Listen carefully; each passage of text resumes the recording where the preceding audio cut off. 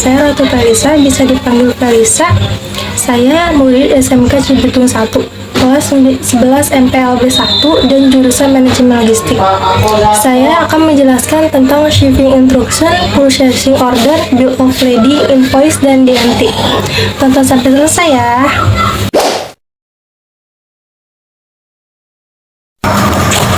Pengertian shipping instruction atau SI merujuk pada DUICO adalah dokumen yang berisi informasi detail dengan pengiriman dan petunjuk logistik.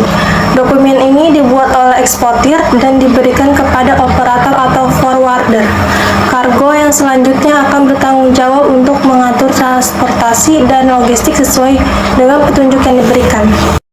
Fungsi shipping instruction. Sesuai penjelasan di atas, diketahui bahwa fungsi shipping instruction adalah memberikan informasi tentang pengiriman. Namun, pada dasarnya, shipping instruction sendiri memiliki beberapa fungsi. Merangkum dari beberapa sumber, berikut ini 10 fungsi dari shipping instruction. Memberikan informasi tentang kargo yang akan dikirimkan kepada operator atau forwarder kargo. Memberikan informasi tentang pihak-pihak yang terlibat dalam pengiriman kepada operator atau forwarder kargo. Menunjukkan detail persyaratan untuk transportasi kargo kepada operator atau forwarder kargo. Membuat bill of lading yang merupakan dokumen pengangkutan utama yang digunakan dalam pengiriman. Ketika membahas tentang pengertian shipping instruction, disebutkan bahwa dokumen tersebut memberikan beberapa informasi seperti nomor kontainer, nomor segel, jenis paket, dan kode HS komoditas. Namun, selain 4 informasi tersebut, masih ada beberapa informasi lain yang termuat dalam shipping instruction, seperti disebutkan secara lengkap berikut ini. Terdapat nama dan alamat pengirim, nama dan alamat penerima, nomor pengiriman, nomor kontainer, jumlah total paket, jenis paket yang dikirimkan, berat kotor kargo, syarat pembayaran, deskripsi kargo, detail wajib lainnya sesuai dengan peraturan bea cukai setempat, atau terkait dengan negara ekspor dan impor. Dipertanyakan siapa yang membuat shipping instruction? Shipping instruction dibuat oleh eksportir atau pengirim barang setelah melakukan kesepakatan dengan importir atau penerima barang mengenai syarat-syarat pengiriman barang. Eksportir atau pengirim barang harus membuat shipping instruction dengan teliti dan lengkap agar tidak terjadi kesalahan atau kekurangan informasi yang dapat menghambat proses pengiriman barang. Pengertian purchase order adalah dokumen yang dibuat oleh pembeli untuk menunjukkan barang atau jasa yang hendak dibeli dari penjual. Dokumen ini bersifat resmi dan berisikan kontrak yang membentuk kesepakatan antara pembeli dan penjual. Pembeli membuatnya sebelum melakukan transaksi bisnis untuk menghindari kesalahan harga pembelian barang. PO atau purchase order ini membuat daftar barang-barang yang hendak dibeli. Sementara itu, untuk pihak penjual, PO berfungsi sebagai bukti kontrak terkait transaksi yang dilakukan. Barang akan dikirimkan sesudah penjual sudah menerima dokumen tersebut. Sekarang ini membuat PO bisa lebih mudah dengan bantuan aplikasi. Ada banyak akun payable software yang dapat digunakan untuk menunjang kelancaran bisnis. Fungsi dari purchase order atau PO: 1. Mencegah double order, 2. Meminimalkan kesalahan order dan pengiriman, 3. Sebagai bukti transaksi dan informasi data. Barulah dokumen tersebut digunakan oleh penjual untuk melakukan pemeriksaan akan kesanggupannya memenuhi permintaan. Terdapat beberapa aspek yang wajib diperhatikan. Pemesanan wajib mencantumkan identitas perusahaannya dengan benar dan jelas. Sertakan informasi mendetail tentang barang-barang yang dipesan, mulai dari merek, jumlah, nama barang, dan sebagainya. Sertakan juga nama supplier pilihan. Sebutkan media tempat mengiklankan produknya apabila dirasa perlu. Sebutkan bentuk serta jumlah pesanannya dengan lengkap. Jika perlu, buat daftar di tabel sehingga lebih mudah melakukan penelusuran dan pelayanan. Jelaskan cara pengiriman yang diinginkan, waktu yang harus dipenuhi, metode pembayaran, dan informasi terkait lainnya. Cantumkan juga nomor, sehingga bisa sewaktu-waktu melakukan penelusuran jika mengalami permasalahan. Pastikan bahwa PO Anda memiliki semua informasi yang dibutuhkan, serta format yang beragam untuk menghindari miskomunikasi dengan vendor. Cara membuat dan mencetak bill of lading. Bill of Lading atau BOL menyediakan pengemudi dan pengangkut dengan perincian yang dibutuhkan untuk memproses pengiriman barang dan menagih pengiriman dengan benar. BOL berfungsi sebagai tanda terima dan kontrak. Membuat Bill of Lading, akses tabel Bill of Lading, dua cara. Dari dashboard, klik tab operasi gudang, klik aplikasi pemenuhan, lalu klik tabel Bill of Lading. Dari tindakan cepat, tekan titik pada ketik papan Anda, lalu pilih Bill of Lading. Dari daftar tindakan cepat, klik tombol buat baru di kanan atas layar, membuat Bill of Lading bars akan muncul. Pilih lini bisnis yang berisi pesanan dan paket yang akan dikirim. Jika Anda membuat BOL untuk pesanan tertentu, pilih pesanan. Setelah memilih pesanan, kolom lain di layar akan terisi berdasarkan pesanan yang dipilih. Misalnya, kolom nomor BOL akan menggunakan nomor pesanan untuk mengatur nomor BOL, tetapi dapat diedit. Masukkan nomor BOL untuk pengiriman. Nomor BOL adalah nomor identifikasi yang ditetapkan oleh pengirim berdasarkan standar identifikasi global GS1. Di kolom tanggal BOL, pilih tanggal BOL ini. Kirim dari, di bagian ini menunjukkan asal pengiriman, rincian nama, dan alamat akan terisi otomatis jika pesanan dipilih. SID adalah ID pengiriman. Apakah VOB pengiriman adalah bidang yang benar atau salah? Benar, menunjukkan bahwa VOB atau Free On Board didasarkan pada alamat pengiriman dari Free On Board adalah titik saat hak milik barang dipindahkan dari pengiriman ke penerima.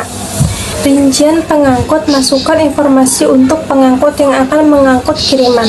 Nama pengangkut akan terisi otomatis jika pesanan dipilih. Nomor Taylor, nomor segel, STAC atau standar carrier alpha kode Prono digunakan apabila pengikut LTL kurang dari muatan truk mengangkut kiriman. Keterlambatan tujuan pengiriman, rincian nama dan alamat akan terisi otomatis jika pesanan dipilih. Terdapat nomor lokasi pengiriman, CID atau Consegue Identification Number. Dan apakah situ VOB adalah kolom benar atau salah? Istilah biaya angkutan. Lihatlah bagaimana biaya angkutan dibayar. Terdapat prabayar, ambil, pihak ketiga, dan tagihan. Kedatangan kepada siapa pengiriman harus ditagih. Guru BOL pada kolom apakah ini BOL master, pilih benar atau salah. Jika BOL master diperlukan, pilih benar. Jika membiarkan kolom kosong, maka akan menjadi salah secara default. Jika Anda memilih salah pada bidang di atas dan ingin menghubungkan BOL ini ke BOL master, pilih BOL master. Jika Anda ingin menampilkan informasi rinci tentang pesanan pelanggan, klik tautan tambah, masukkan informasi yang diperlukan dan klik OK. Catatan, beberapa kolom akan terisi otomatis jika pesanan dipilih di atas.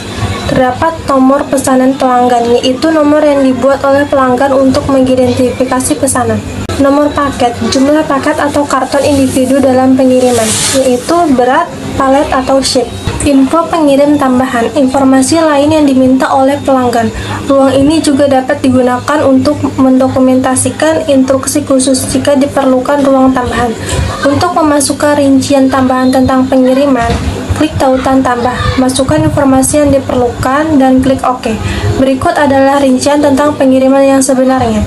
Total karton atau jenis unit yang dapat dikirim, atau tangki, roll, dan lain-lain. Total palet, berat, barang berbahaya, dan kelas barang. Catatan, beberapa kolom akan terisi otomatis jika pesanan dipilih di atas. Terdapat kualitas HU, tipe HU, jumlah paket, jenis paket, berat, apakah bahan berbahaya, deskripsi komoditas, nomor NVMC, kelas, dan beban trailer.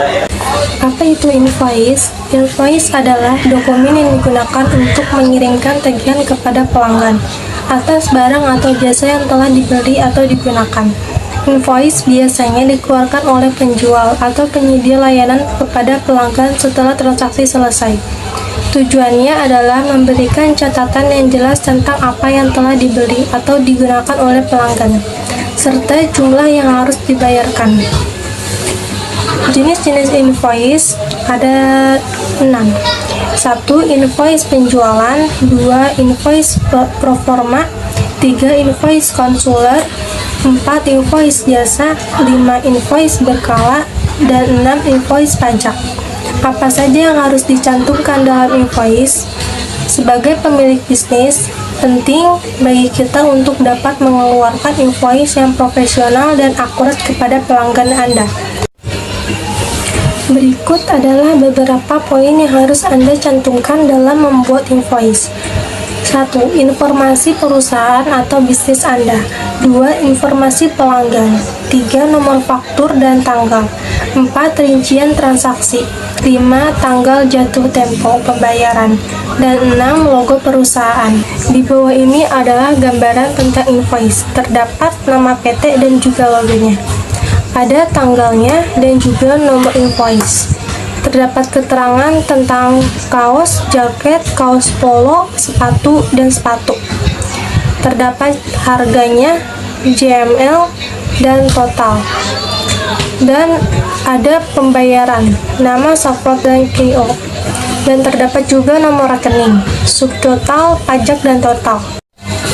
Saya akan menjelaskan tentang transportasi dan distribusi. Peran transportasi. Dalam sistem logistik, transportasi berperan dalam perencanaan, penjadwalan, dan pengendalian aktivitas yang berkaitan dengan moda, vendor, dan pemindahan persediaan masuk dan keluar suatu organisasi. Tujuan transportasi terdapat yaitu untuk membawa bahan dan barang, untuk menyediakan penyimpanan sementara di gudang persediaan transit, dengan biaya minimal waktu, uang, dan degradasi lingkungan. Pergerakan produk. 1. Penggunaan waktu yang efisien. Penggunaan waktu yang efisien adalah salah satu faktor keberhasilan dalam mengembangkan strategi transportasi, karena persediaan dalam transit tidak tersedia pada proses produksi atau untuk menjualbelikan kepada pelanggan. Trade-off biaya transportasi terhadap biaya persediaan. 2. Efisien penggunaan uang. Biaya kendaraan, biaya supir atau operator, biaya operasional kendaraan, biaya umum dan administrasi, biaya keamanan dan asuransi. 3. Minimalisasi bahaya terhadap lingkungan. Di bawah ini terdapat penyimpanan sementara, yaitu penyimpanan jangka pendek, fasilitas penyimpanan yang sudah penuh, perubahan tujuan. Dan di sini terdapat stakeholder transportasi, yaitu publik, pemerintah, armada pengangkut carrier, pengirim shipper, penerima atau penerima barang, consignee. Moda transportasi. Secara umum, moda transportasi dibedakan atas kereta api, truk, transportasi air, transportasi udara, dan pipa. Pemilihan moda merupakan permasalahan yang penting. Pemilihan moda dilakukan dengan mempertimbangkan beberapa hal, seperti kondisi geografis, kapasitas, frekuensi, biaya atau tarif, kapasitas, availabilitas, kualitas pelayanan, dan reliabilitas atau waktu pengiriman, variabilitas reputasi, dan lain-lain. Terdapat karakteristik jangkauan transportasi. Hal ini yang perlu diperhatikan dalam transportasi adalah mengenai local pick-up dan delivery, serta long-haul movements. Perusahaan terkait biasanya memperhatikan perbedaan karakteristik jangkauan atau jarak ini dengan strategi transportasi yang berbeda. Untuk local pick-up and delivery, perusahaan biasanya menggunakan armada sendiri. Untuk long-haul movements, biasanya menggunakan outsourcing kepada penyedia jasa logistik atau third-party logistic provider. Faktor-faktor pemengaruh transportasi. Dalam transportasi, pertimbangan ekonomis mencakup jarak, volume berat, kepadatan atau density, dan bentuk stowability. Jarak. Pertambahan jarak misalnya akan berakibat bertambahnya biaya, namun pertambahan jarak tidak berbanding lurus dengan pertambahan biaya. Pertambahan biaya ini cenderung akan berkurang ketika jarak terus bertambah. Terdapat berat barang. Volume berat barang atau produk akan mempengaruhi ekonomisasi transportasi, yaitu biaya satuan berat. Semakin berat barang, maka biaya persatuan berat barang akan cenderung semakin murah. Di sini juga terdapat tingkat kepadatan dan kemudahan bentuk. transportasi, pertanggungjawaban, kerusakan, perisability, pencurian, ledakan, kebakaran, dan paperweight. Terdapat gambaran tentang transportasi. Halo guys, Assalamualaikum warahmatullahi wabarakatuh. Perkenalkan, nama saya Nadia Bunga Dusita. Saya dari SMK Cibitung 1. Saya kelas 11 dan saya dari jurusan MPLB atau biasa dipanggil Menlog atau Manajemen Logistik.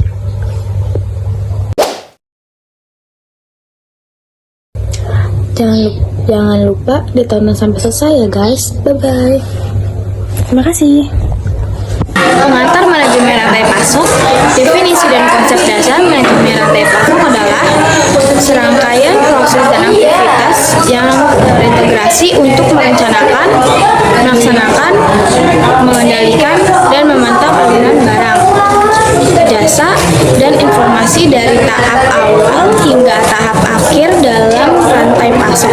Tujuannya adalah untuk memastikan bahwa produk atau jasa tersedia pada waktu yang tepat, dalam jumlah yang tepat, dengan biaya yang optimal, dan mencapai kepuasan pelanggan yang tinggi.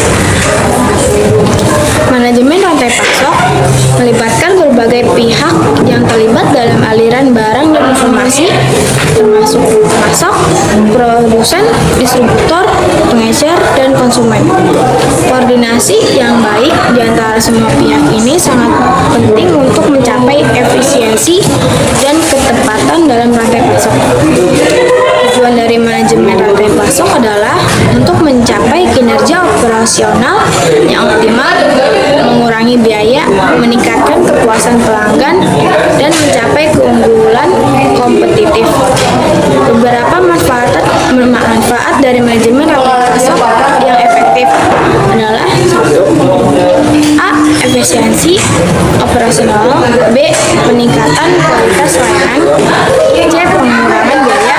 D. Peningkatan responsif terhadap perubahan pasar. E. Keunggulan kompetitif. F. Peningkatan kepuasan pelanggan. KPI dalam rantai pasok adalah metrik dan indikator yang digunakan untuk mengukur kinerja dan hasil dari berbagai proses dan fungsi dalam rantai pasok. Dan sheet scorecard adalah alat mengukur kinerja yang holistik yang membantu perusahaan dalam mengukur kinerja dari berbagai perspektif, termasuk perspektif keuangan, pelanggan, proses internal, dan pembelajaran yang bertumbuhan. Dalam konteks rantai pasok, balance sheet scorecard dapat membantu perusahaan dalam mengukur kinerja dari beberapa aspek kritis seperti efisiensi operasional, kualitas layanan pelanggan, kepuasan pelanggan, dan inovasi dalam proses bisnis. Surat jalan atau delivery order dibuat setelah adanya pemesanan barang yang dilakukan customer. Pembuatan DO umumnya dilakukan oleh bagian gudang atau warehouse staff karena mereka akan menyiapkan barang dan mengatur cara packing yang efektif. Misalnya beberapa barang dijadikan satu kotak sehingga ongkos pengiriman pada ekspedisi dapat lebih murah. Apa itu surat delivery order atau PO? Penjualan atau DO pengiriman. Surat jalan atau delivery order adalah dokumen yang wajib digunakan oleh penjual barang yang melakukan pengiriman barang, tempat pemesan atau pembeli barang, atau pihak ekspedisi bila pengiriman menggunakan jasa pihak ketiga atau vendor. Isi data dari delivery order. Delivery order atau DO minimal berisi informasi sebagai berikut: nomor surat jalan atau delivery order, nama, alamat orang atau perusahaan yang menjual jasa atau barang, nama alamat orang, perusahaan yang membeli, tanggal pengiriman, nomor DO, urutan nomor DO di perusahaan penjual. Nomor ini harus unik, artinya tidak boleh double. Detail barang yang berisi banyak nama, barang, jasa, satuan barang. Cara membuat delivery order atau DO dengan program komputer buka web perusahaan yang mendaftar ketika Anda mendaftar. Misalnya pada contoh di atas dengan nama Remi Bari, maka ketika alamat Yuner Remek Bari usaha bila Anda belum mendaftar, dapat klik registrasi dan lakukan registrasi untuk registrasi berikut. Masukkan username, email, dan password dan nama perusahaan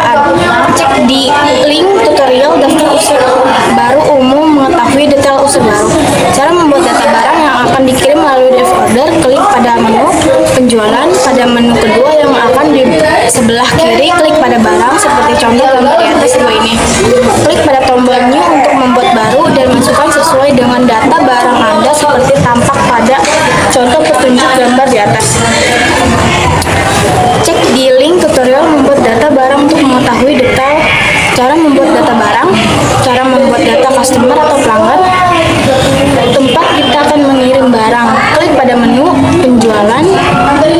Pada menu kedua yang ada di sebelah kiri, klik pada customer. Klik pada tombol tambah customer untuk membuat baru dan masukkan sesuai dengan data customer dan seperti tampak pada contoh petunjuk gambar di atas.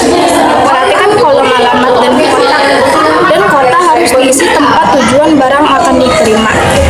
Cek di link tutorial membuat data customer untuk mengetahui detail cara membuat data barang, cara memasukkan data untuk delivery order dan faktur. Klik pada menu penjualan. Pada menu kedua yang akan di sebelah kiri pada faktur, klik pada tombol tambah new untuk membuat baru dan masukkan sesuai dengan pada data pengiriman Anda seperti tampak pada contoh petunjuk gambar di atas. Perhatikan kolom alamat dan kota harus diisi tempat tujuan barang akan dikirim. Untuk surat jalan, harga tidak cetak dan hal ini beda mencetak faktur. Setelah selesai, lakukan tekan tombol save di bagian bawah. Setelah tersimpan datanya, layar akan kembali ke daftar faktur yang sudah berhasil dibuat. Klik pada tombol DO, kemudian klik pada tombol cetak dan melakukan progres seperti tampak pada contoh di bawah ini. Contoh gambar delivery order LDO barang. Perkenalkan, nama saya Tika Putri, bisa dipanggil Dea. Saya dari SMK Cibitung 1. Saya kelas 11 Menlog 1. Jurusan saya manajemen logistik atau manajemen perkantoran lembaga bisnis. Nonton sampai selesai ya. Dadah.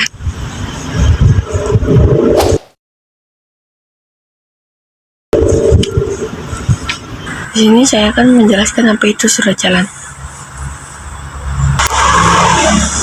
Surat jalan merupakan dokumen utama dalam proses pengiriman yang harus ada pada genggaman pengendara truk atau ekspedisi. Dengan adanya surat jalan, proses pengiriman berarti mempunyai identitas dari mana truk atau kendaraan ini berasal, isi muatan, siapa ya pengirimnya, dan siapa penerimanya, sehingga surat jalan adalah surat yang bersifat formal dan dapat diterima oleh lembaga dan pihak manapun seperti polisi dan dinas perhubungan. Pengiriman tidak ada surat jalan, tentu pengiriman berubah statusnya menjadi ilegal dan jika ketahuan akan tertangkap. Surat jalan adalah salah satu peraturan yang pihak perusahaan dan pembeli harus patuhi dalam melakukan kegiatan pengiriman. Dan tidak lupa tugas dari pengirim yang harus membawa surat jalan agar pengiriman tidak berubah menjadi status legal. Surat-surat terima jabatan merupakan dokumen yang diterbitkan untuk mencatat pelaksanaan kegiatan serah terima jabatan. Dokumen ini bisa dibuat instansi maupun perusahaan. Apa itu serah terima jabatan? Surat serah terima jabatan dikenal juga sebagai berita serah terima jabatan antara pegawai lama dan pegawai baru. Fungsi dan aktivitas pergudangan atau warehousing. Pengertian dan fungsi pergudangan. Pergudangan, kegiatan yang berkaitan dengan penerimaan, penyimpanan, dan pengiriman bahan ke dan dari proses produksi atau lokasi distribusi, istilah APICS. Fungsi pergudangan, terminal, konsolidasi, pusat distribusi, operasi big bulk, gudang in transit missing, operasi cross dock, receiving, menerima seluruh barang yang masuk ke dalam warehouse, memastikan jaminan bahwa kuantitas dan kualitas barang sesuai dengan dokumen yang diorder. Pengecekan transportasi, manajemen penerimaan barang. 1. Pengiriman langsung ke tujuan, tenaga kerja yang minim, waktu yang singkat, mengurangi terjadinya kecelakaan atau kesalahan, mirip just in time atau JIT. 2. Penerimaan terjadwal. Optimalisasi penerimaan barang berkenaan dengan pemakaian loading, tenaga kerja, peralatan, dan ruang penyimpanan. Diperlukan WMS untuk mengontrol keseimbangan penerimaan dan pengiriman barang. 3. Ada penerimaan. 1. Penjenisan palet dan peralatannya, dokumen dan label yang telah tercetak, optimalisasi penyimpanan dan rencana transportasi. Ada juga put away, adalah proses penempatan barang pada lokasi penyimpanan, biasanya dilakukan pada rak tinggi. 1. Direct put away. Direct put away langsung ke lokasi picking atau penyimpanan. 2. Pengurangan penumpukan barang dan aktivitas infeksi. Yang kedua ada directed put away. 1. WMS akan memberikan arahan lokasi penyimpanan dan dilakukan oleh operator. Ada juga storage atau penyimpanan barang. Storage adalah aktivitas penyimpanan barang di area penyimpanan. Penyimpanan tidak harus di atas palet, dapat dilakukan di dalam rak-rak kecil, pigeonhole.